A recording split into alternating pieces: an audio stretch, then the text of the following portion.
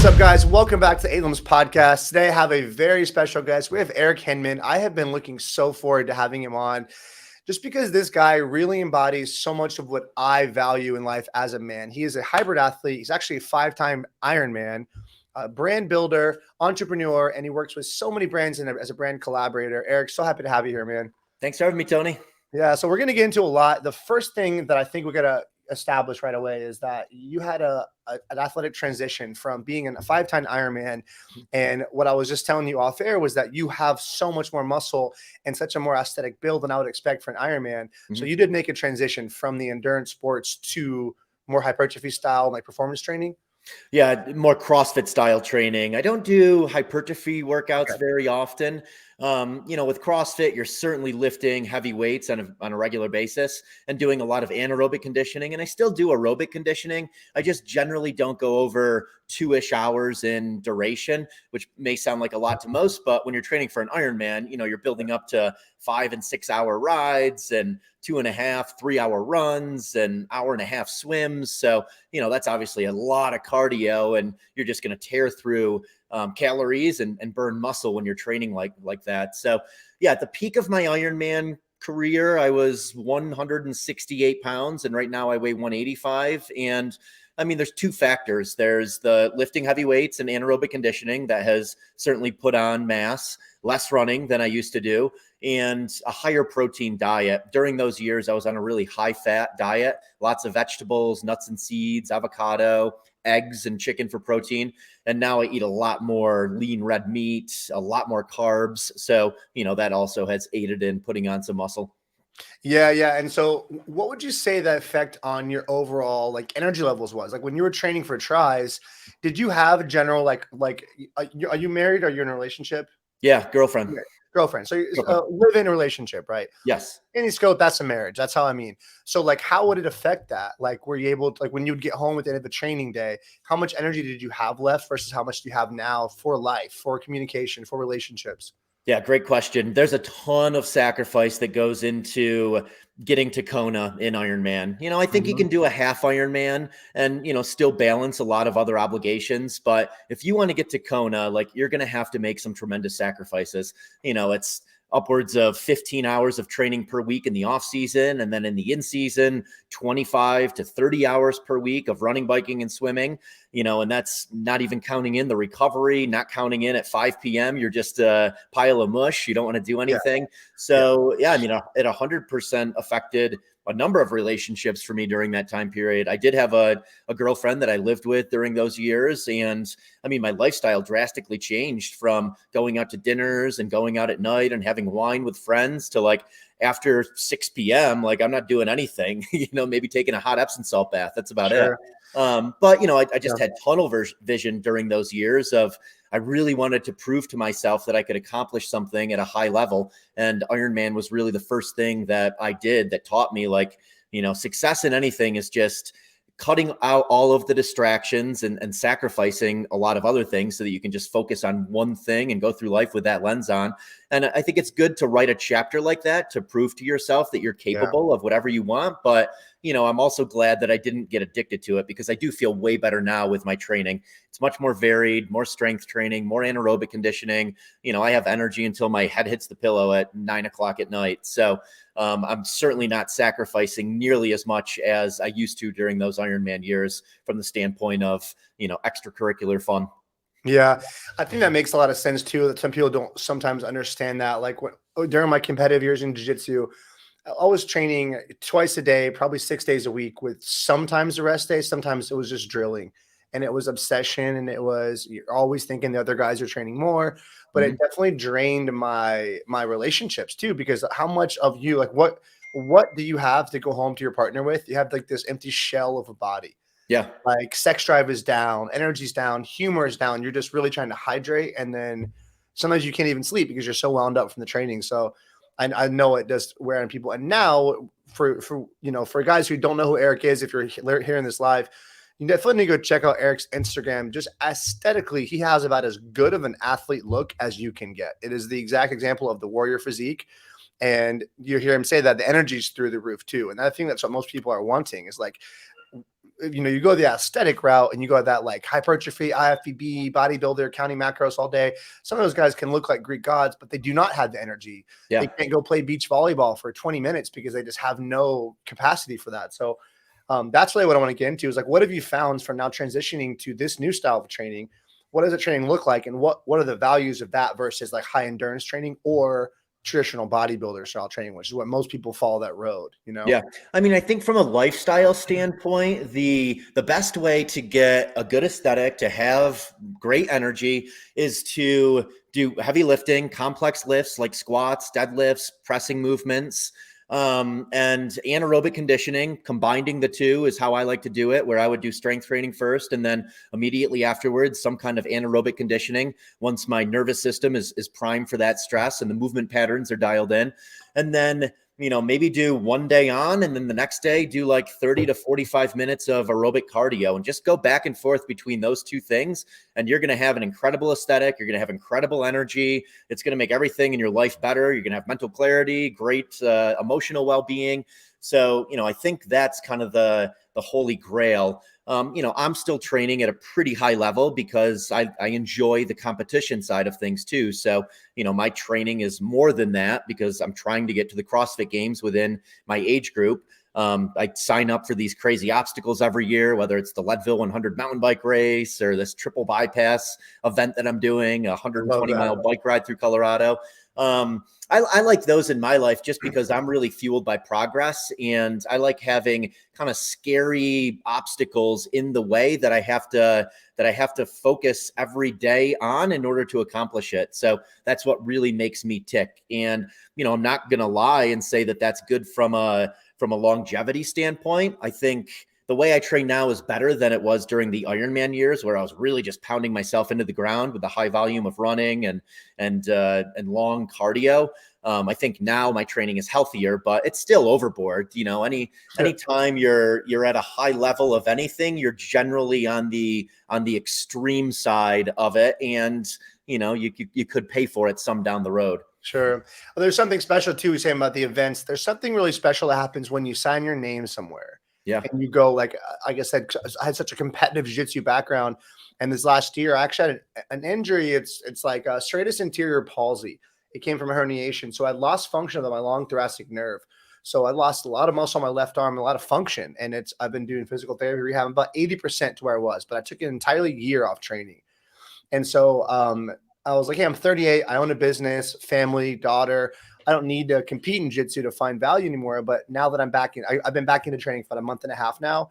And a couple of my big things is like my mind's already going to, I think I'm going to sign up for Worlds this year. I was like, something happens when I sign up. Like I just get filled with this motivation. So I'm like, hey, you're competing, something to that for sure. And the other side, we were saying with the type of training, I during that time, what I was doing was I was lifting more bodybuilder style for about a year with occasional bike ride because it was like what I could do. And I was just kind of like, hey, let's just rehab. That's the easiest workout. It's like bodybuilder typing working out. You don't have to be very motivated. You can go through some sets, And so after returning to jiu-jitsu for a month and a half and the type of training, have you grappled before or MMA or any of that training? I'm sure you haven't. No. Oh, well, I figured you would try. Well, jiu-jitsu is like, it's very similar to a hit style where you're very explosive for a moment and then you're calm. You're very explosive, but it's this quick reactional, like fast, explosive movement and then a settling position.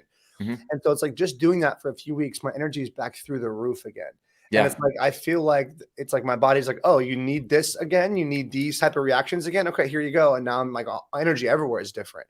Yeah. Those HIIT workouts are so effective. I tell people if you're going to go to the gym and slog away on a treadmill, it's way better to do intervals on the treadmill than just to go like, at a steady state for 45 minutes, depending on what you're training for. Again, if you're training to have high energy levels, like do high intensity intervals, rest, high intensity interval, rest. And that's going to bring you more energy than, just kind of slogging away for 45 minutes in anything.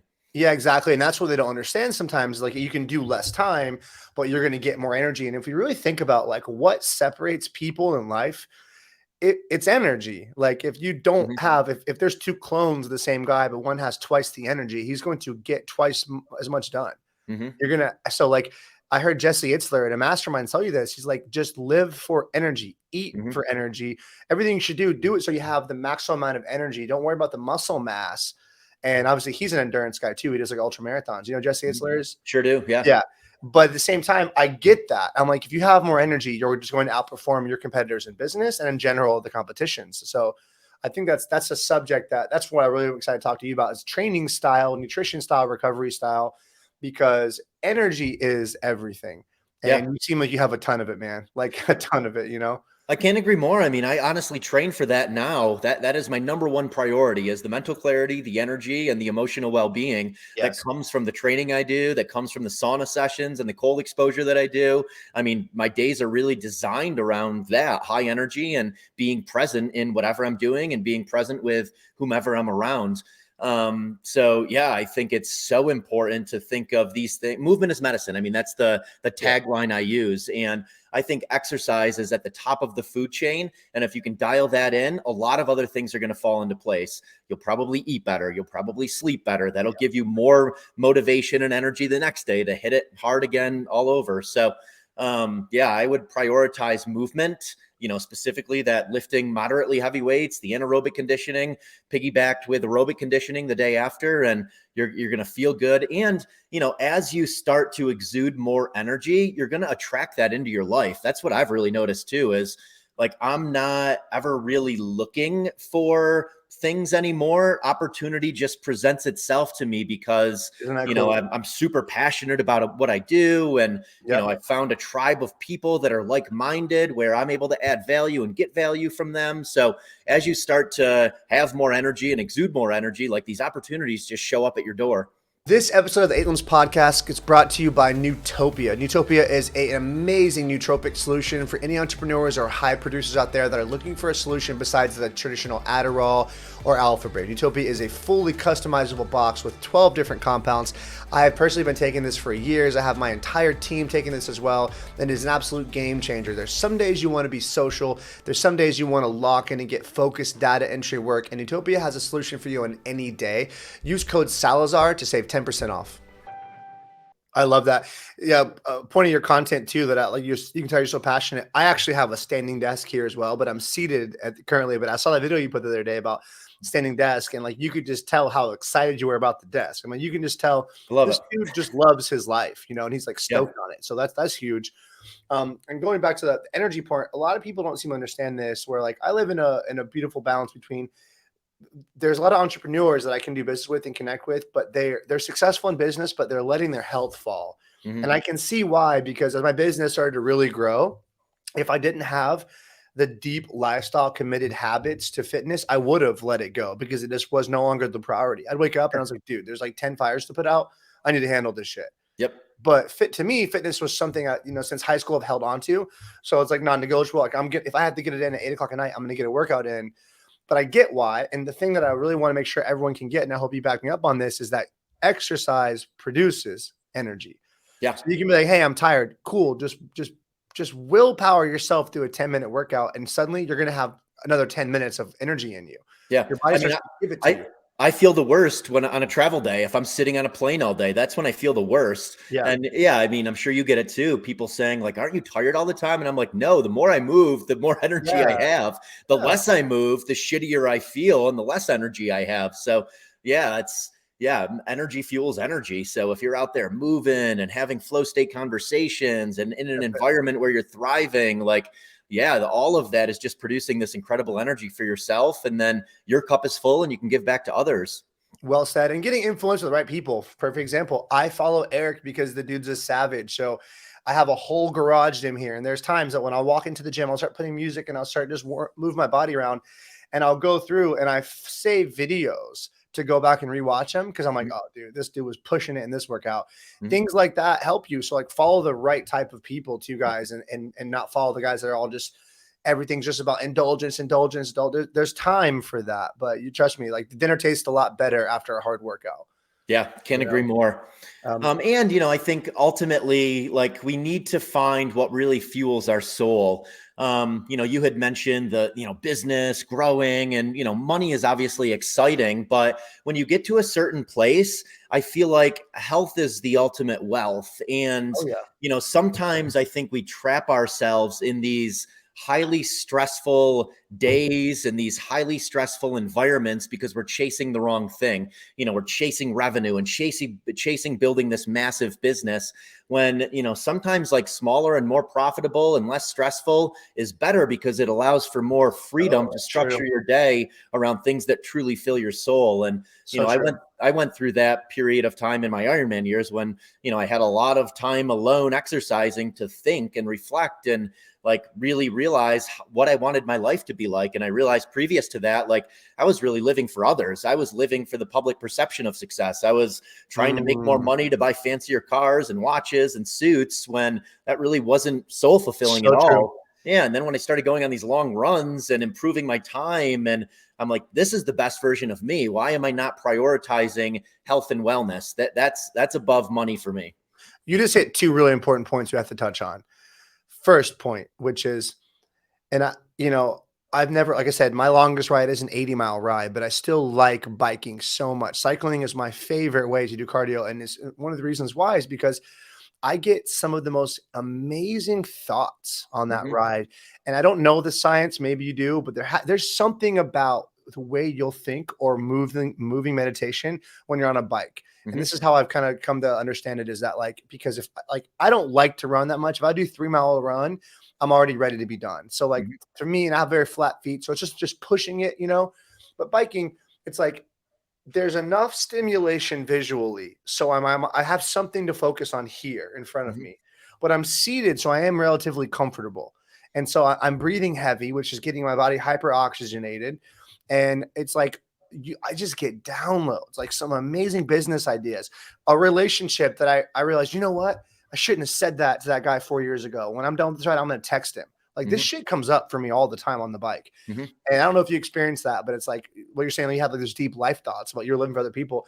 So like something about cycling and thought patterns, to me, there's some magic there, whether it's the universe is hitting you with it, or you're like distracted by the hypnosis of the road passing you, that you're able to hear the thoughts come in the background, Yeah, I'll piggyback on that. So I purposely pick skill-based activities with some risk involved over non-skill-based activities with no risk involved because it hyperinflates what you just said. So like I love mountain biking because there's risk involved with it. You have to be completely in the moment. And, it forces you into some anaerobic states as well. And I mean, scientifically, what's happening is with that endorphin rush that you're getting from it, it's narrowing your aperture so that you can deeply focus on one thing. And you don't have any distractions going on around you. Your phone isn't going off. So that allows you to formulate something from all of those dots that you've collected over time and make something of it. So yeah, I agree with you. I purposely am outside for 60 to 90 minutes every single day in the mountains, running, rucking, mountain biking, road cycling, something, because I know that's when I'm going to have my most creativity and my most mental clarity. And it takes a lot to get me out the door sometimes to do it, but I'm never upset. And there's also something else funny about that, where it's like this, like I moved to this city, St. Petersburg, about 3 years ago. And there's like this funny little blessing that I feel like I have, which is that I've returned back to my driveway probably 15 times by this point, right as the torrential downpours have started. And I'm like, I'll be like, oh shit, it's time to turn back. Because storms move very fast here by the oceans. They just come in out of nowhere really quickly. And I'm like, man, that's another reason I've never once gone for a ride and be like, that sucked, And then the first point you made back a minute ago, which is that you were saying like living for others and being happy. I totally agree with that. And so I think that's something that people need to understand, like the happiest that people are going to reach is going to be different for all people.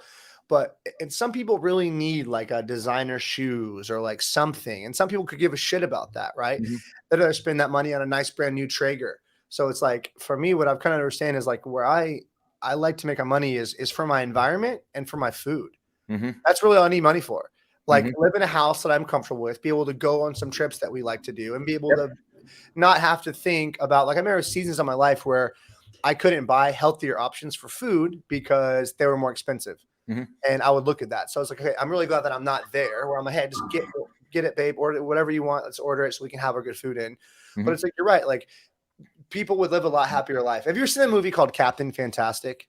I've heard of it, but I've never seen it. You'd really love it. It's a movie about a gentleman who raises his family in the woods in Seattle, off the grid, very fitness based, very natural based, and then they end up going back into civilized culture and meeting their cousins, and everyone's just fat and kind of ignorant and locked in Game Boys and iPads. And it's a movie. He's like, we live in true paradise. We live here in the woods in paradise. My kids don't know anything but nature and how we get our food, and they know books. And it's like, that's a far fetched thing, but there's some truth to that, right? Like, being out in nature makes you really happy. Moving all the time makes eating quality food makes you really happy. And you don't have enough time at the end of your day to sit there and be like, oh, I don't have that brand new Ford Raptor that guy pulled up next to me, and it really bothers me he has it, you know? Yeah. I mean, just think back to when you were a kid, when, you know, you were just completely in the moment doing something because you didn't have any outside stressors. So that's what a lot of that is. And I mean, we self-inflict a lot of outside stressors on ourselves as we age. And I think a lot of it is kind of forced by society telling us what we should be doing and how we should be living our lives, and how we should compete against each other, and how we should, you know, chase money and build big businesses. And I'm not knocking any of that. It's all fun. That's all fun. You know, there is some reward in some of it, but I just think it's important to stop and reflect and, you know, think, am I really living this life I want to live that's soul fulfilling for me, or am I living this life right now for others? Yeah, that's a really good point. So that's some food for thought for everyone. I think we all need to actually ask ourselves that question more often and be like, hey, where is this thing headed right now? Do I like the direction? Moving back to something you said about the sauna too. What is your day-to-day structure like? Like, are you a wake up and get after it first thing in the morning guy? Or are you like, hey, let's midday, I'm awake now. Like, what's your system for workouts right now? Your time? Yeah. I mean, going back to energy, I kind of prioritize my day to do things where I need the most energy early on and what I know is going to produce the most energy afterwards. So, I mean, the first hour of my day is somewhat slow. I make coffee for myself and my girlfriend, Sarah. I normally plan out my day, plan out my first workout. And the first big win for me every day is that 8:30 a.m. CrossFit workout. I'm in the gym for 2 hours, 5 days a week, getting that CrossFit workout in. And, you know, it's generally pretty painful. It's lifting pretty heavy weight and doing some anaerobic conditioning. But afterwards, like, I am just on fire for the rest of the day. I have so much energy to tackle the rest of my to-do list. I have so much mental clarity to have good conversations with people. And those all just piggyback on each other. I really feel like presence is a superpower. And if you can practice activities that force your mind to be present, that carries over into so many other aspects of life. So after the workout, it's generally brand meetings, podcasts, some kind of cognitive task. And I block all of these out. You know, for me, from 8 a.m. until 11 a.m., that's my workout time. You know, I'm not scheduling anything. From 11 a.m. to 1:30 p.m., that's when I'm scheduling brand meetings and podcasts and conversations and meetings. And then in the afternoon, I'm always out in the mountains doing something aerobic, mountain biking, trail running, rucking, hiking.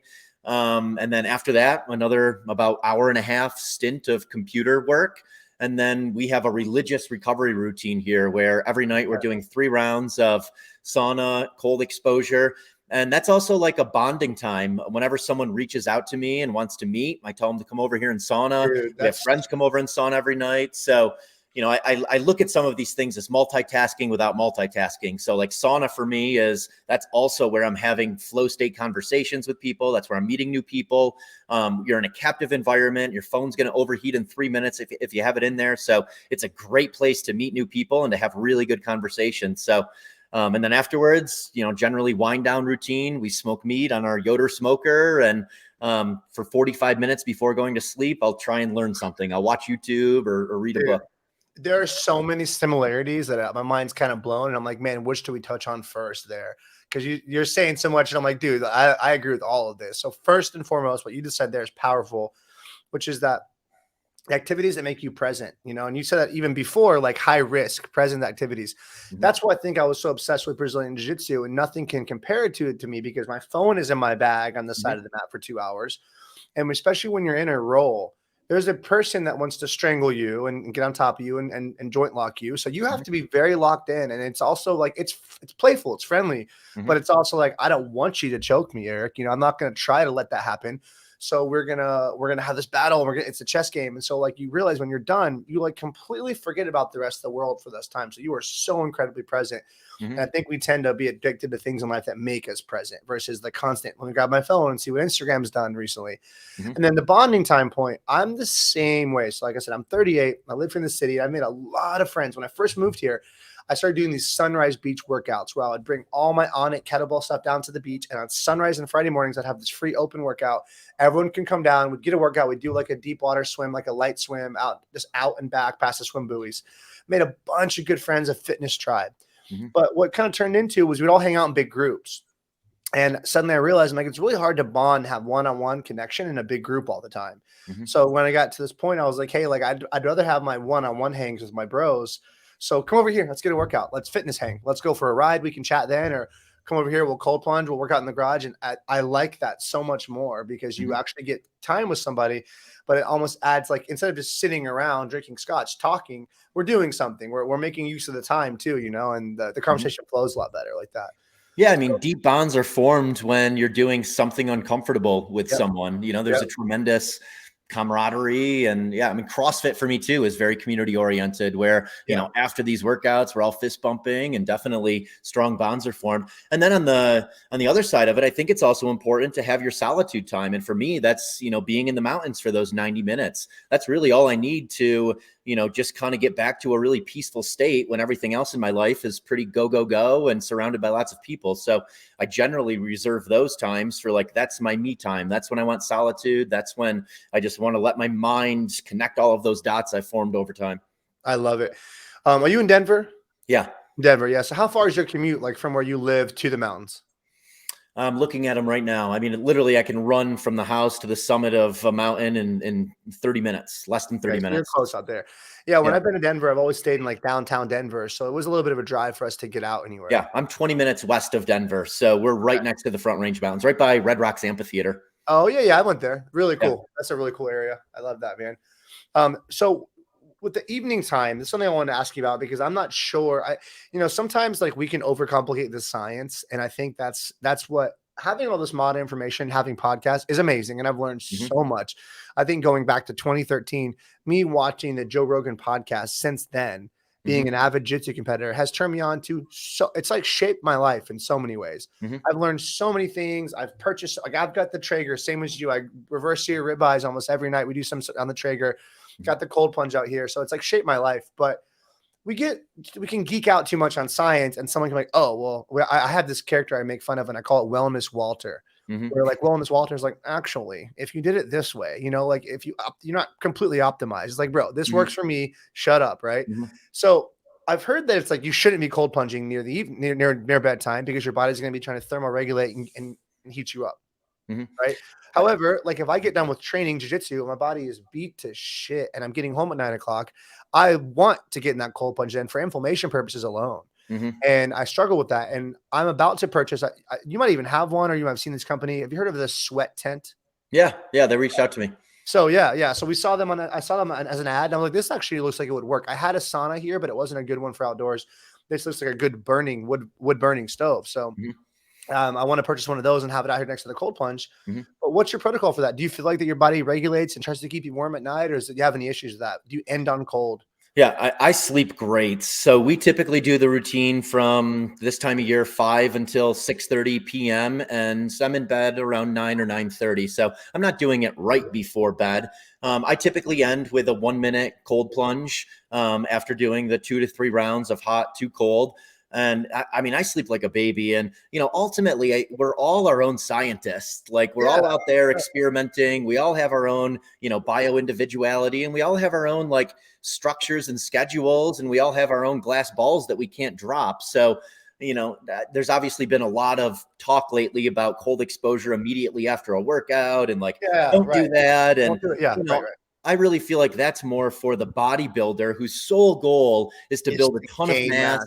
and they Yes. just did a hypertrophy workout. Then Yes. sure, don't do cold exposure right after. But if you want to feel good day in and day out, and you want to reduce inflammation, and you want to train for performance and still have a great aesthetic, like, I caution people to, don't not do it right after a workout. If that's the only time you can do it, you're going to feel better the next day by getting it in whenever it is in the day. And it's not like you're going to negate everything you did in the gym by jumping in cold water immediately after that workout. Yeah. So, Yeah. We did it for years. Like for when training martial arts for years, we'd cold plunge right after work. Cause it's almost like, I remember some of the days, like we'd end training at like 1 PM and I worked as a bartender in the evening in a restaurant out in Lakeland. So I remember it would be hours later and I would still be sweating because my core temperature was still so hot from the training session that I couldn't cool down the whole day. And so it's like cold plunging, there's a use for those things. And I just love how tight my skin feels. I'm sure you know this too. Like I always tell people, this is how I convince people to get in. I'm like, you'll never look more shredded than when you get out of an ice bath. so Ever. true. Yep. You'll be so shredded. If you want to take that thirst trap dating profile picture for your homies to see, it's like you take it after a cold plunge, you're going to like it, Yeah. But yeah, it just feels really good. I mean, you have this huge endorphin rush after, but I just wanted to kind of hear your thoughts on that. If you're like, no, because the wellness Walters, and what I've noticed is all the wellness Walters out there, so I get them in my DMs. I'm not sure if you get them. Do you ever have people that try to correct you all the time? They try to correct you. And it's like, this is my call. This is my life. This is how I run it. Right. There's no standard for what we're trying to accomplish. There's no, SOPs for how to live a fitness lifestyle. So when people come and tell you that, I've noticed that none of them are ever either at an aesthetic or a performance level that I'm after. Right? Yeah, they read something generally. They read something and they want to prove wrong, but it's like, look at Eric. I'm sure he's got it under control, bro. I think it's okay, So I just want to know what your thoughts were on this. Like, and I know I have friends who they're 2 years into their fitness journey and they get a little bit of information overload. And so they come through with an honest question. And I agree. I'm like, I don't know how I would navigate. I know what I know. And it's been 20 years of me collecting knowledge. I don't know how I would navigate the world now if I didn't know what I know. And I'm just trying to know everything now, learning into it. It'll be challenging. What advice would you give someone on that? Like you're a guy or a girl, let's say you're 25 and you're like, hey, I'm starting a fitness journey. I haven't been very healthy. What do you follow? What do you do? What do you listen to? How do you filter all this shit out? Yeah. So again, I think movement is at the top of the food chain. That is the first thing that I would tackle is getting your exercise routine down and something you enjoy. Like don't just go slog away on a treadmill if you hate it. Like pick something you enjoy. It could be pickleball. It could be why is that? Explain why that is. That's important. I say that all the time, but why do you need to like it?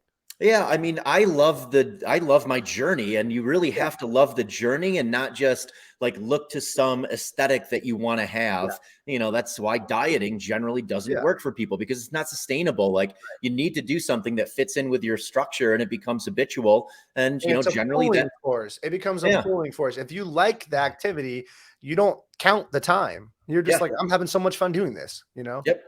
Yeah. So I think that's important. So exercise, top of the food chain, and, pick one thing each year to really master. That's the way I did it. My journey dates back like yours, 15, 20 years now.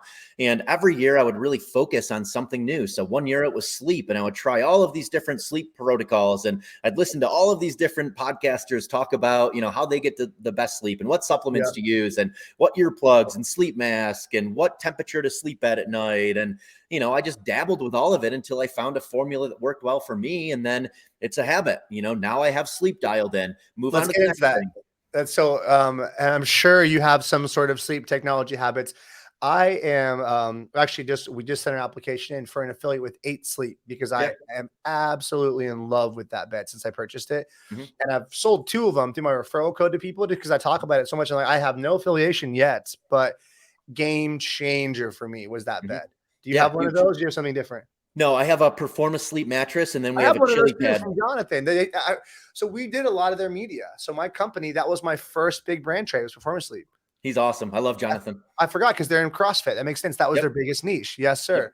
That makes total sense. Yeah, we've done a bunch of their media. We did a couple commercials for them. They shipped us a few beds. We shot some different media for them. So my 8 Sleep is around my Performa Sleep mattress. There you go. Yeah, we have a chili pad on top of it, but I know 8 Sleep is amazing as well. But just controlling your environment the best you can. So I wear earplugs at night. If I'm traveling, I bring a sleep mask with me. God bless my girlfriend. She lets us drop the temperature to 63 at night. I have my chili pad all the way down in the lowest setting in the evening. We have Attitude sheets that are super, super comfortable. The biggest one for me has been avoiding highly stimulating environments late at night. And like a concert with bright lights and Yeah. hosting a lot of people. Like obviously that's a popular time to host a lot of people is in the evening. And, I found if I'm really on late at night, then my mind continues to work and I don't sleep well. So I Yeah. like avoiding highly stimulating environments late at night so that I get the best sleep possible. Do you take anything like I magnesium? do. Yeah. I take Beam Dream, which has magnesium, L-theanine, CBD, some melatonin. Trying to How think about what else I cannabis? have. You use any Ashwagandha. cannabis now? I don't know. Okay. Yeah, I never got into it. I have a lot of friends that use it for performance enhancing everything, Yeah, like sleep, for sativa. workouts. Sativa for me on an activity is awesome, but Mhm, I do feel that see, I've heard that it makes your sleep worse, and I don't feel that. I've always feel like I sleep great, but I don't wake up as easy mhm. You're if I have groggy. some cannabis. Yeah, I wake up groggy and I'm like, it takes me a while to wake up and shake the groggy off. Yeah. Yeah. I mean, I know people it works for, but it's just not something I Sure. ever implemented into my routine to see how it would work.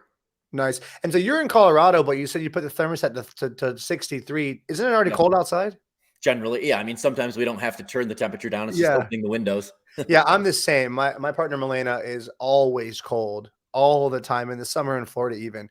So that's the beauty thing about having someone with 8 sleep. We have 2 different sides we can control from the app. Yep. So I have mine pretty cold. She can even heat herself up if she needs to on that side, you know? Yeah. But I I mean, definitely feel like the sleep's sleep's the huge. number one recovery tool, Dude, physical, mental, emotional, everything. So yeah, I kind of think after you get the exercise portion down, like sleep should be the next thing that you tackle. agreed. Diet soon thereafter. It's ignored. I think it's something that's like cool, like the hustle culture makes it cool in the young 20s. We're like, Yeah. I don't need to sleep, bro.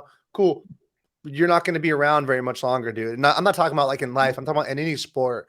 Hmm. Like there's this famous quote in jiu-jitsu, which is so true, where it's that it's not about who's good now, it's about who's left. Yeah. Love So it's that. like you could be the best guy after a couple of years, fine. But like if 10 years later you've gotten too injured or you just can't stick around and I'm still there, well, who's the best now? Like I'm still Yeah. here. I'm still doing this, right? Yep. And sleep's something that I didn't start paying attention to until I was about 35 years old. Hmm. And I tried a bunch of things. And I will say, like after getting, I don't even say it's the 8 sleep, but a cooling mattress or a Hmm. cooling bed cover was the greatest investment I've ever made in my recovery. Hmm. And I can say that over a cold plunge or over things just because I feel the difference. And occasionally, like my daughter might wake up one night and she came in and climbed the bed with me. She's 4. So she came and climbed the bed. So like, it caused me to sleep pretty bad because she's wiggling, she's here. But of course, I'm going to cuddle my kid and let her sleep. A night like that where I didn't get great sleep, I feel like shit the next day. Hmm. And I could have slept like 6 restless hours. But if I sleep, say, a 7.5, my normal night, I'm like, this is my normal. And that is so far below where I was when I don't sleep well. So I'm like, this is how some of the world is functioning. Yeah. Yeah. And the problem with sleep is it's so easy to get into a shitty sleep pattern. Yeah. That's, travel for me. Like I try to make sure that I'm booking a hotel or Airbnb that has a really comfortable mattress and oftentimes even look for Airbnb or a hotel room that has a bathtub. So I know I can take a hot Epsom salt bath at night for recovery purposes and just to, so my body's working hard to cool itself down before getting into bed. So yeah, Yeah. sleep is so important. And if you're traveling a lot, like try and figure out some hacks for you so that you can sleep well, even when you're traveling, because yeah, once you have like 3 or 4 shitty nights of sleep, like that's the new norm. And it's hard to get back into a good sleep pattern again. Yeah. Do you use things like red light in the evening? I do have red lights. I use it inconsistently. Yeah. Sauna and cold exposure is something I'm never not going to do if I have When access did to you it. start doing that? When did you get into the hot cold? I got into sauna back in 2012, and then the hot cold 2017. Yeah. So kind of when it all started to kind of surge in popularity, I think the first person that I ever saw was Laird Hamilton. Yeah, And I read his book. Have you read his book called Life Writer? I haven't. I've seen various documentaries on him, and Dude, I yeah, that love his work. documentary called Take Every Wave was amazing. Yeah, he's a beast. He's someone that obviously like he's just an all-around savage, and I love the fearlessness. But he was the one. So something funny about him is that like so many things that he endorsed and promoted and became routine for him, he was shunned for the Yeah. time when they didn't have the knowledge. Like he was very anti-sunscreen. Yep. He was always barefoot. Yep. He's super hot, 200 plus degree sauna, then right to cold. Everyone's like, you're going to catch a cold. He's like, it's the opposite, bro. I never get sick, Yep. but it's like, a lot of people are nowadays here in St. Pete, probably like Denver. We've got a very trendy up and coming city. Have you heard of St. Petersburg, Florida? It's like a I small sure have. Austin is what it's like. Yeah. Definitely. And so lots of places are popping up, all these recovery studios. A new one just called, it's in the big CrossFit building. It's called St. Feet, or it's called the Berg CrossFit. And they opened a thing called Iceberg, and they've got Morozco cold plunges and saunas, and it's all about Awesome. the hot cold contrast right in the same building as the CrossFit. And Awesome. that's a separate building, but the same owner, separate business, same owner. And it's like, you're seeing this now. So I know a lot of people have a lot of questions about, what do you say is the main benefit from the contrast therapy? Like, I know how good I feel from cold, and I haven't got a chance to actually do much contrast therapy because I've never been next to a hot enough sauna and a cold plunge at the same time. Yeah, I mean, it's just the experience magnified. So, take how you feel after just doing cold exposure, just doing sauna, and magnify that. It would be like, going 60% in a workout or going 90% in a workout. The endorphin rush is just that much greater from the intensity of the heat and cold going back and forth. And I mean, for me, it's really changed over time of what I get from it. Initially, it definitely was very much the physical benefits of reducing inflammation so I could train at a high level and not be achy or sore the next day. But honestly, now it's more for the mental clarity I get from it, the energy, the community, the deep bonds I form with people. Like, all of those things are even more valuable than the physical benefits that I get from it. But yeah, I mean, I never get sick anymore. My immune system is so robust from doing it for so long.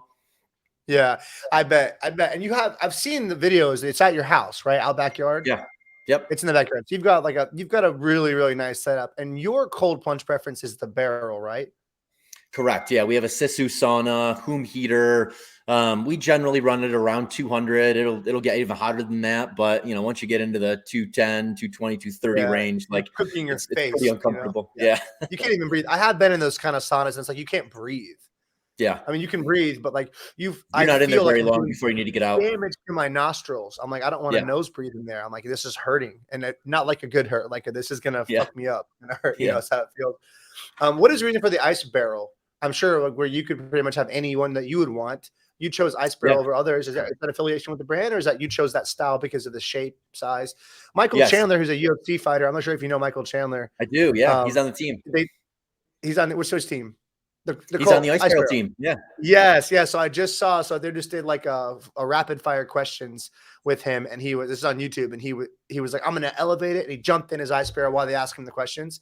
Yeah. And I was like, cool. Like, so the two of you guys are the ones I know. So let's talk ice barrel, because ice barrel is a more affordable option for cold plunging, right? Definitely. Yeah. So, Ice Barrel was one of the first to market, and Wyatt, the founder, he reached out to me back in 2017 when he had his prototype wood wine barrel, and he sent it to me. And, at that time I was cold plunging in a commercial cold plunge that was, looked like a hot tub, but they had turned it into a cold plunge, and there weren't many other options out there. A few people were using stock tanks, and I really liked the positioning in it where you're upright as opposed to laying on your back. But it was really like hearing his story and bonding with him that really made me want to support him in what he was building. And, subsequently they came out with that fully recycled plastic barrel. And then they have their chilling unit, pump, and filtration system coming out in 2 months, in June of this year. And they've taken the last 4 years to build their own. It's a proprietary system that is specific to people getting in cold water, where a lot of the other systems are, they're aquaponic chillers. They're used in aquariums or botanical gardens. So this is going to be cool that, like, this is one that is meant to cool water for humans to get in. They're going to have a companion app where you can control it. So I kind of knew his vision from early on and just really wanted to support him in that. Yeah, I love it. I think that's very cool. I mean, yeah, I was super impressed with the cold plunge when they shipped the unit out and we set it up, and I kind of saw what it had, the self-filtration. Super, super nice. But, there's a lot in the ice bath realm, now the cold realm. There's so many products coming out now. I see ads all the time. And I do love that it should be that way, where it should be accessible to everyone. Hey, if you don't have the budget to drop $5,000, or I'm not sure what the ice barrel costs, but you can get in. There's like Amazon one, which is like a vertical trough that you can get, like an inflatable. Get what you can until you can get something else, Agree. And that, I mean, that's Ice Barrel's whole message is like, just get cold. This changed our lives. And like any way that you can get cold, like do it. And their chilling unit's going to be able to connect to anything. Someone has a stock tank or whatever they've bought, you'll be able to now cool the water with this chilling unit, pump and filter, and keep it relatively clean. You know, there's still some nostalgia though with the ice. You know, every once in a while we'll still buy ice just to do a traditional ice bath and have all that ice around us when we're out there. Yeah, I miss that. I used to have the freezer unit, and it was actually pretty cool because the slab would float up, and Yeah. I would take like a steel mace and I would just smash it up into chunks, and it was cool content. It looked badass. Mhm. I actually find when I got the cold plunge is colder Mhm. for me because the circulation the Sure. first couple mornings it was blasting. The water was like 40 degrees. And I looked him later and I was like, I'm not going to make it 3 minutes. This is Yeah. fucked. I was like, I had to. So I rose the temperature up to 48. And then the next day I had to get used to that circulation. Yeah. It's Yeah. I mean, it's like very sitting in a different. river where like you're Yeah. just never comfortable. It's just constantly breaking that thermal Yeah. regulation level. Yeah. And so Yeah. the people that are listening, like what happens is your peach fuzz keeps this small layer of like warm water around you. Mhm. And so when you get into water that's sitting still, you'll find that you'll quickly be okay. In about a minute, you'll be like, all right, I'm fine here. Mhm. But then if you move your arms and legs, you get Mhm. cold again. And that's actually Mhm. what you should be doing when you're in a stationary water, unless you're in a unit that has some water flow. Mhm. But I love how trending is becoming because the beauty is now, like for you said, like for you to be traveling, so many of my friends have ice baths now. So Yeah. many places. So I'm like, cool. Like eventually, we're not going to have to be without it because I Yep. find myself craving the cold. I want the cold when I'm doing things. I'm like, I wish I had it. I wish I could get cold right now. And so it's going to become a lot more popular. Yeah, I can't agree more. I love that now, there's the Hubermans and, there's just a lot of big names talking about it where Yeah. people believe it now. They're hearing the science behind it. So now it's just, the products have to compete as to, which is best for your use case. But like, I think cold exposure is here to stay. I don't think it's any kind of, fad that's going to go away. I mean, the benefits are just so monumental. No, it's not. It's not going anywhere. So let's talk about brands because that's something that I'm super interested to hear. How did it start for you? Mhm. And we'll go from there actually, because there's so many more questions, but you give such good answers and I want to make sure that I give you some time. Yeah, so it started in the Ironman years where, I had some sponsors that were giving me a bike or giving me some equipment or clothing. And in 2006, But to go back, sorry to cut you, but is it yeah, because you were already creating content at the time? but I wasn't thinking of it as a brand or a business. I was just posting pictures of the food I was eating and the pretty bike I just got. And, Okay. there wasn't a ton of thought that went Okay. into I it. It just was want to make sure very I cover much. that first because your content is super high quality. Yeah, I mean, we're going back to 2010 when I'm talking about, Okay. these years. So 2010, 2014, just like everyone else out there, it was just kind of the trophy case of like just sharing the cool things in your life. And 2016, Oakley reached out to me and invited me to spectate the Ironman World Championships and promote these new sunglasses they were coming out with. And that was really my aha moment. I think I had 10,000 followers at that time. And then I realized that, like, wow, these brands are going to start shifting marketing dollars towards people with niche audiences to Yeah. promote their products. So Yeah. I'm like, all right, I've built businesses and brands in the past. So I know how to do it. Like, you have to add value, you have to be consistent, you have to evoke some kind of emotion and, provide some kind of product or service. So, from then on, I started learning photography before there was any video on Instagram. And then when the stories came out, I'm like, wow, this is everyone's opportunity to kind of broadcast their own reality TV show. Like where the eyeballs go, the marketing dollars Vlogging go. is what it Yeah, is. Replace YouTube vlogging. exactly. So, and as I started working with brands, it was very transactional in the beginning of like, we'll pay you this to post. And I didn't really like that. I never intended for this to become a business. It was more just sharing my life. So over time, I've really turned it into more of a consulting business where I want to add a ton of value way beyond just the number next to my name. So, for me, the brand deals, I mean, in my Instagram bio, it says I help build brands and, I seed product for brands. I introduce them to investors.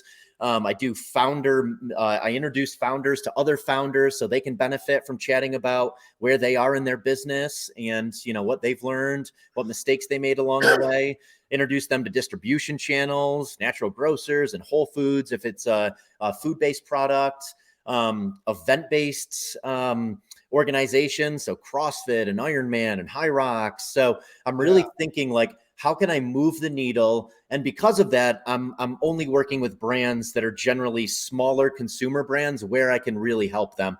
I don't want to be a billboard for a massive brand just to get paid from, a one-off deal. So they're generally long-term contracts, 6 months, 12-month contracts. And then how does that work with you? Is it set up where you're like, hey, like, and most brands, like, I'll have an affiliate code. For instance, Cold Plunge. We're probably going to run a Cold Plunge ad right now on this podcast. And right. But that'll be like, you get paid out. If someone buys it, you'll get paid out a certain percentage, as well as them getting a discount for buying it. But the route that you're going, you're more like, hey, how do you get compensation for these things? Yeah, I mean, they're contractual agreements where I have certain things I have to hit every single month, whether it's, number of feed posts, story posts, introductions, product seeding lists. So yeah, they're a little different for me. Some of them I obviously do have discount codes, and some I get a commission on it, but most of them are just a residual income stream of contractual, business where I'm consulting with them and talking to them a few times a month and helping them build out their ambassador program. So I'm wearing a lot of hats with them so that I can leverage my expertise in business. You do a great job. And I can personally say right now, canes are all over my feet because of you. And 10,000, I made my first 10,000 order because it's funny. I saw that brand, but I immediately didn't like it because the short length looked long. Yeah. And I had another brand that was a sponsor of mine. They're called Sunga Life. You ever heard of Sunga Life? It's a Navy SEAL, Jeff Gum. He owns the brand. They sponsor a lot of UFC fighters. They're based here in Miami, but really cool. They make really cool swimwear. And they also make like silk. They're what do you call it? Silkies. Yeah. Like Army Silkies. That's the name of the original, but they have really cool patterns. Sunga Life sponsor a lot of like Republican Army guy. They do a lot of CrossFit sponsoring too. Like Rudy Reyes is one of their guys. But I remember being like, I like 10,000. They're probably dope, but they look so long is what it was for me. I was like, I don't want long shorts, So I finally bought a pair of 10,000. It's like everything else that I do. Like once I get something that I like, it's like I get it. I went to lift one day and it was a kit. And I was like done immediately on my phone, spent like a few more $100 right away. I'm like, these are great shorts. I ordered like all the colors. That's awesome. And I'm talking to my partner. She's like, at a certain point, you have to start giving you have like 75 pair of workout shorts. Why? And it's so true. Like I have too many. But yeah, definitely. It's a good habit though. It makes you want to go and work out. It's kind of like running shoes. Like I always encourage people to buy them. What I've learned having a Cold Plunge at my place is that a lot of people come over here without intention of getting in water until they realize there is that thing here. So I'm like, just take those and you keep them now, so it works out in that way. But going back to what you're saying with the brands, like why I think you are such a great job as a brand ambassador is because again, is that look and the lifestyle, right? And try to teach this to people. I'm like, hey, it's not always about how many followers you have.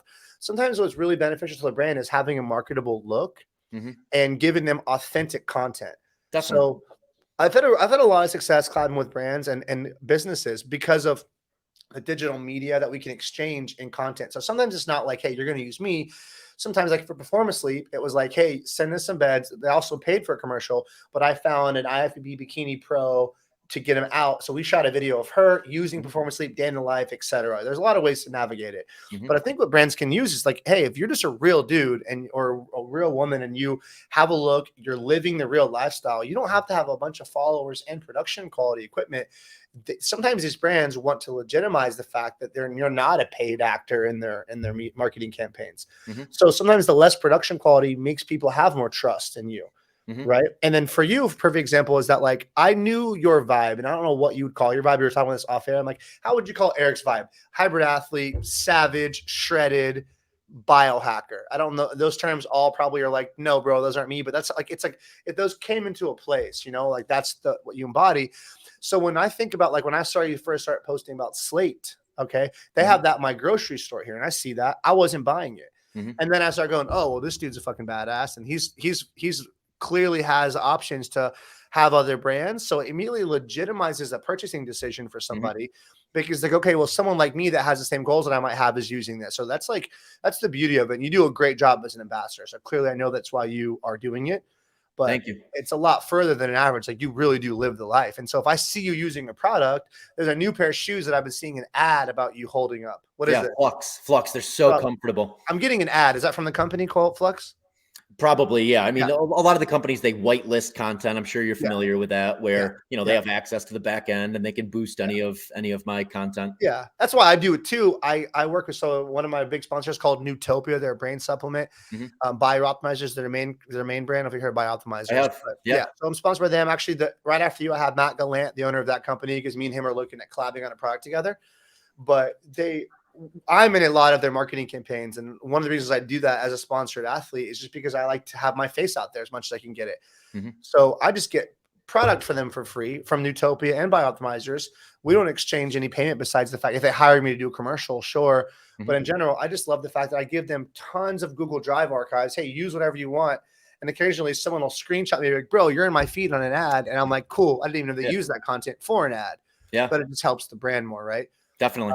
So when you're saying, like, for instance, like Sweat Tent, right? Yep. How do these brands, they find you and they reach out to you, or are you finding them? Because we saw Sweat Tent, Yeah. same thing. I send them a DM as like, hey, with my normal script, I can create content, lifestyle content. We're sponsored by Cold Plunge. We can show contraction therapies. And a lot of times, getting through the gatekeeper is the challenge. Like, they don't read the message because they don't see the message. Yep. Yeah, So 99% of the time now they're reaching out to me, or I mean, I'm meeting a lot of them just in real life. I sure, attend a lot of community events. I co-host wellness and retreats. that's So huge. Once you meet someone in person, the networking yeah, is so so I'm much bumping more. shoulders with founders of consumer brands on a Yeah, very regular basis.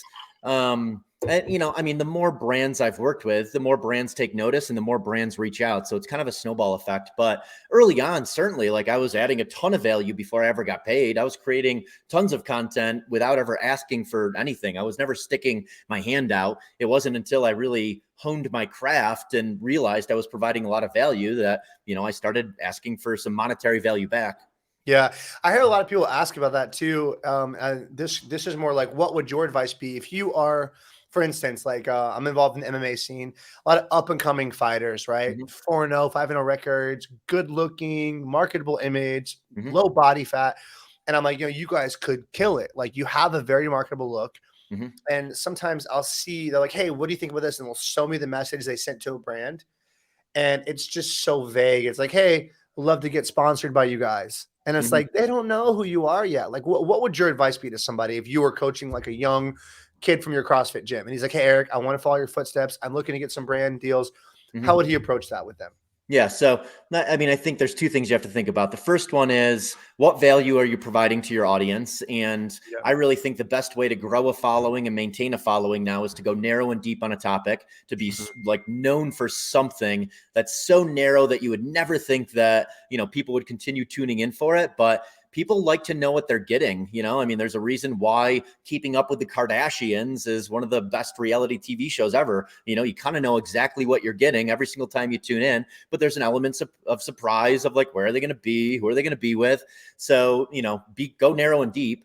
And then from the standpoint of working with brands, it's like you have to add a lot of value. So if I was a MMA fighter, I would tell them that, hey, I can get them in front of Dana White. I have all of these other UFC fighters that would be a great fit for the product. A lot of the UFC fighters invest in product. Like, just add all of the connections you built up over time to add value way beyond just that number next to your name, and lead with that of like how I can provide you a ton of value as opposed to Mhm. like, what can you do for me? Hey, sponsor me. I have a big following. Yeah, and that's the worst way to message a brand, I think. And then on the production side, right? Like, obviously, behind me is the production shelf. We keep most stuff in Mhm. closets, but yeah, like we are known for video content production. So, Mhm. are you shooting your own content, or is your wife or your girlfriend shooting you? You have a videographer. Mhm. How does your flow of daily lifestyle content work? Yeah, I mean, the majority of the content is shot with my iPhone, and it's my girlfriend Sarah just Yep. helping me shoot it, Shout or out to the friends that I'm girlfriend.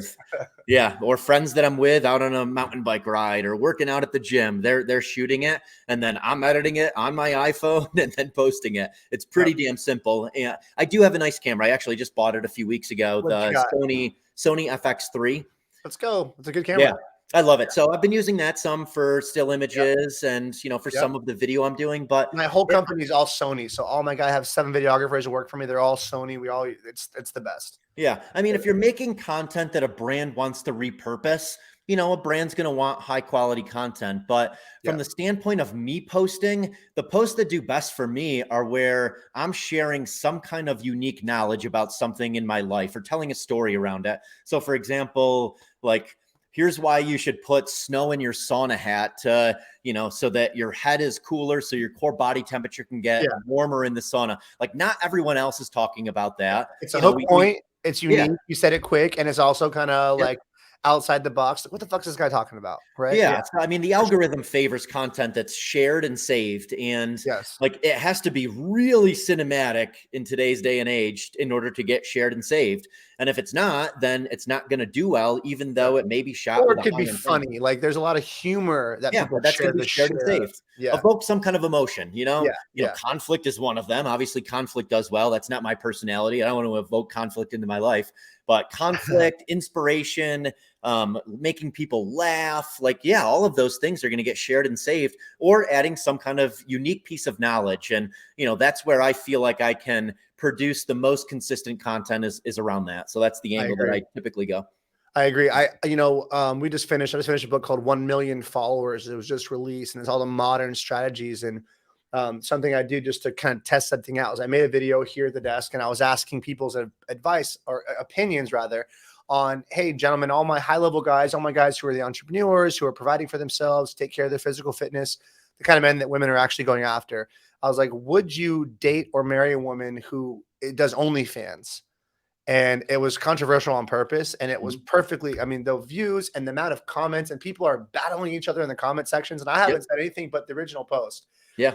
And I'm like, I wake up and it's like, comment, because people are arguing with each other. And it's like, I see now the strategy behind that, because I have an opinion of I would not date someone that did OnlyFans.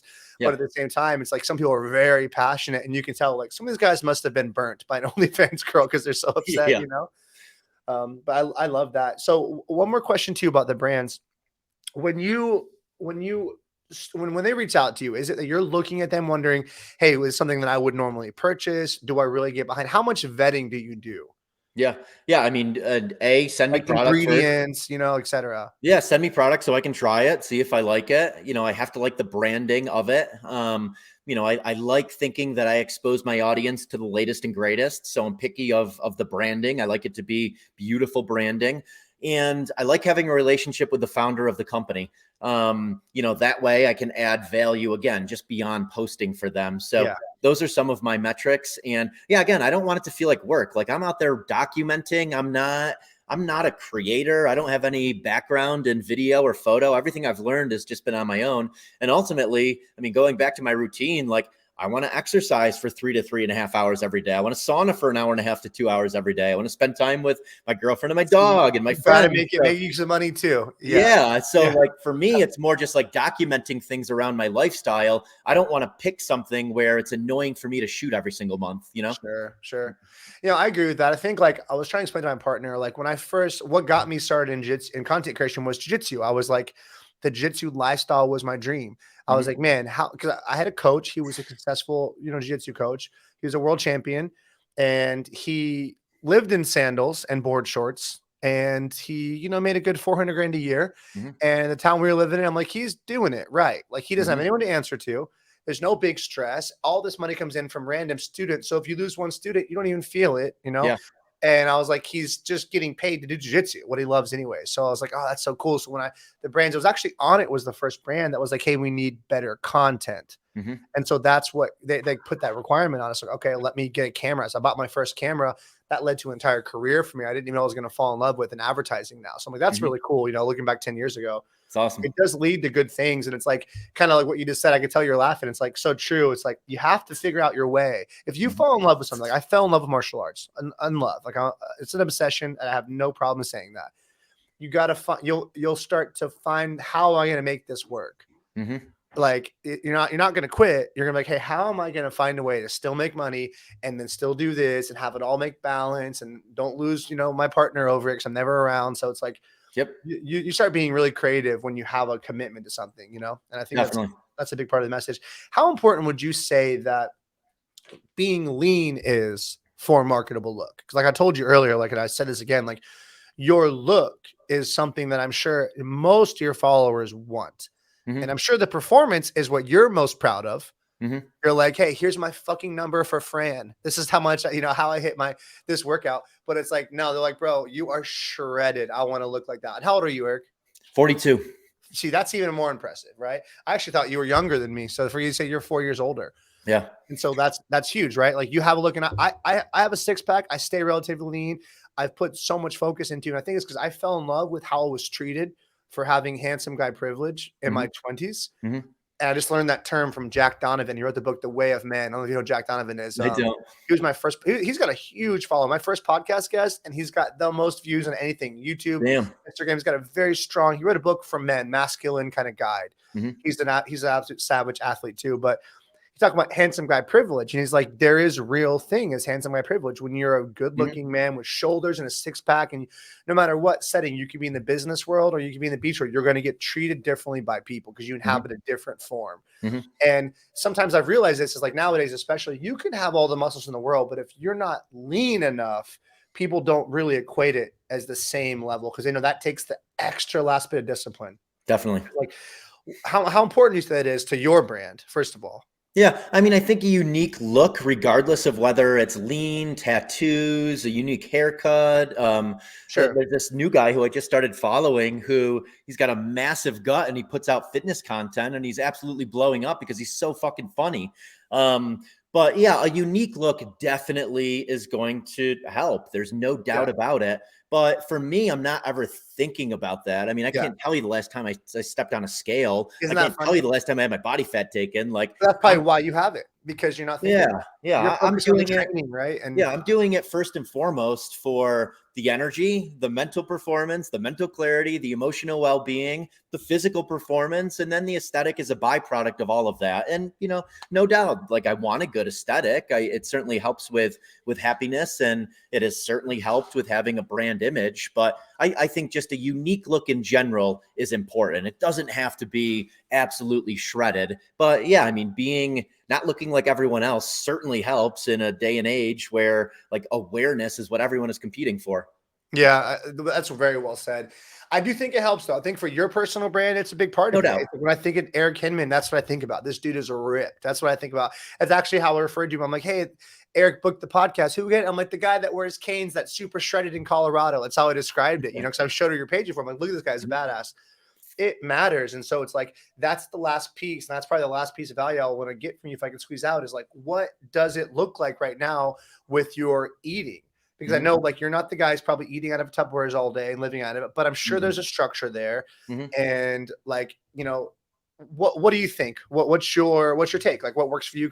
You could have a high metabolism too. I don't know what your natural, metabolism type is. Yeah. I mean, for me, exercise is more fueling the aesthetic than anything. Just, I've exercised pretty high volume for a very long time. That's why I maintain pretty low body fat year round. You think you're just burning that much calories per day is what you're saying? Yeah. I mean, fact of the matter is I could definitely eat some shitty food and probably still be pretty lean because I'm exercising 3 hours a day. What do you think you're burning a day?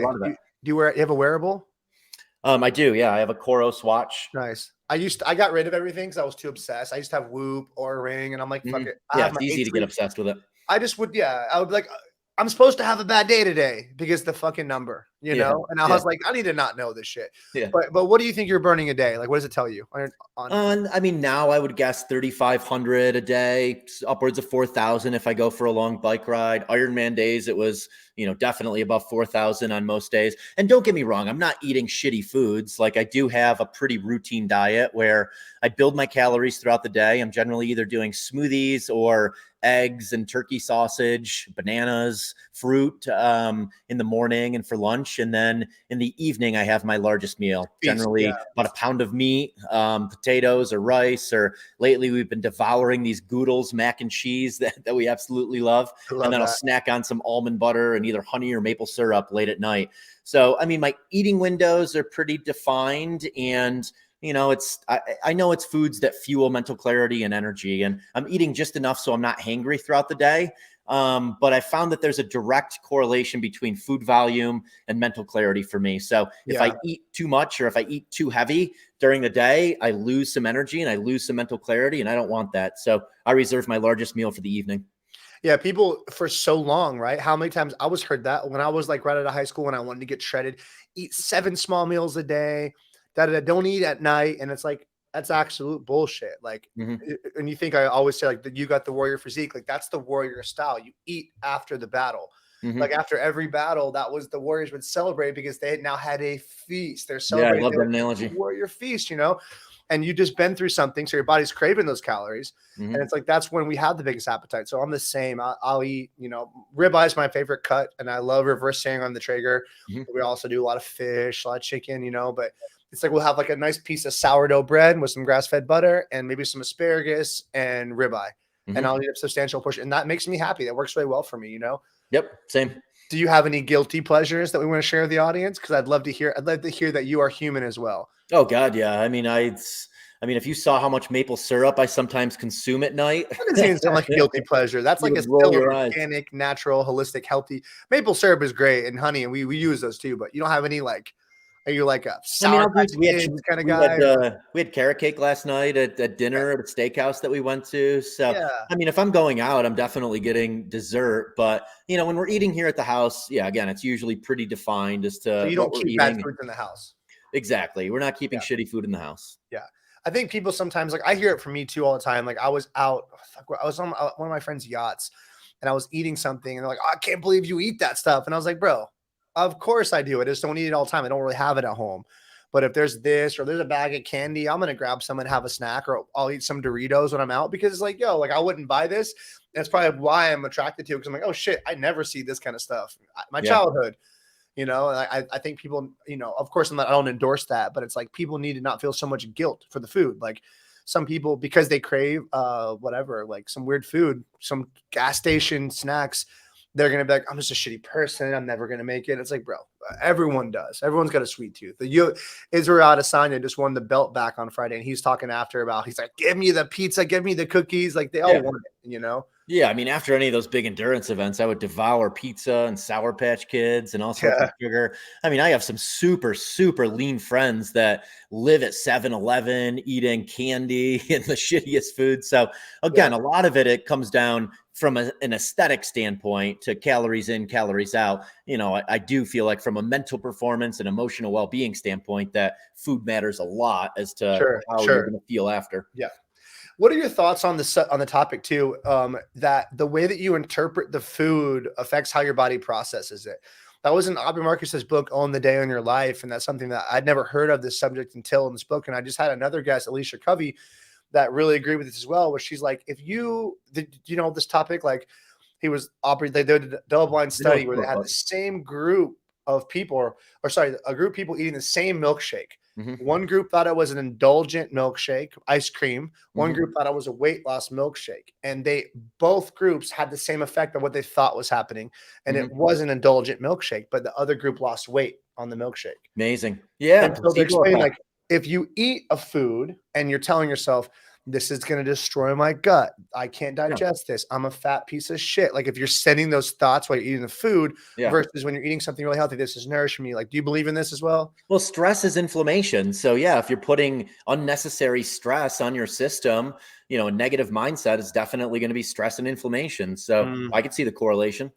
Yeah, Laird Hamilton said once, and it was on Rogan's podcast, and I'll never forget this, and it kind of goes over what you just said, is Laird's, known to be a pretty clean eater. But Hmm. what he said was, he was like, listen, he's like, how we eat when we're home in Kauai where you live, he's like, that's one thing. He's like, when I'm traveling, if we go to dinner in Malibu tonight with my friends, he's like, I'm not going to let my pain in the ass diet affect all my friends. Hmm. And he's like, I'm not going to let the stress of me not being able to find clean food bother me at all. He's like, I'll eat the burger and the fries. I don't give a shit. He's like, my body is very capable of digesting this food and getting back to its routine. Yep. And when he put it like that, I was like, he's like, I'm not going to let finding food be a stressor in itself. He's like, I'm just going to eat it and then move on. And the next day I'll get a great meal. And I was like, well said. I think people, the wellness Walters, that's my point. They can kind of over focus, right? And like Definitely. make it almost like a topic of the table of a group that they want to talk about the ingredients and the sourcing and this, that. And they want to tell you, hey, did you guys know I'm doing keto? And you're like, okay, bro. It's like, you know what I Yeah. mean? It's like everyone has those people around them. So Yep. I love it, man. Eric, it's been amazing. Thank you so much. Where can everyone find you? Yeah. Instagram is the best place. Just my name, Eric Hinman. Shoot me a message with any questions. I love talking about this stuff. So yeah, happy to always engage. Yep, guys. And that's Eric. That's Hinman. It's Hinman, correct? Yes. Hinman. Okay.